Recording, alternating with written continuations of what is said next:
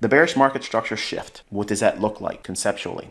Well, you have the market trading higher, short-term little retracement, then it trades above an old high or the initial short-term high that it trades above here, and then it breaks down. Once that low is broken, that's when the new trade idea is now being birthed. The market will see a price delivery of a rally above an old high or highs and then quickly shift lower. That's this right here. Now, the significance I'm placing on the term quick is linked directly to the term displacement. Okay, it's got to be energetic. It can't be a little lethargic little move. It's got to show a real willingness to want to go lower and preferably close below that. If it does that, that to me is a little bit more significant. Whereas if we just go through this low a little bit like a wick and come back up, that to me is not all that convincing. I want to see that it has absolutely displaced and then the candle closed, and then we look inside this range here. So when we create that high down to the low that breaks the short-term low here, so now we have that shift in market structure there, right below that low, that is the displacement low. This is your displacement high. So what you have in between that range, that right there, you're going to be hunting your fair value gaps because that's exactly where it's going to form.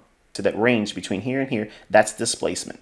How do you know it's displacement? How it closes down here below that low. Is it just a real short little drop below it? It might have a fair value gap, but it also might be likely to go higher and create another high. So this is the secret to it here, knowing how we trade below that and if it's energetic, a lot of movement, a big beefy bearish candle that closes low below this level right there.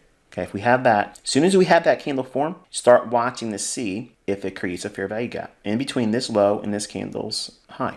Every single trading day, okay? Every single trading day, this pattern forms. Are you telling? Yes, I'm telling you just like that.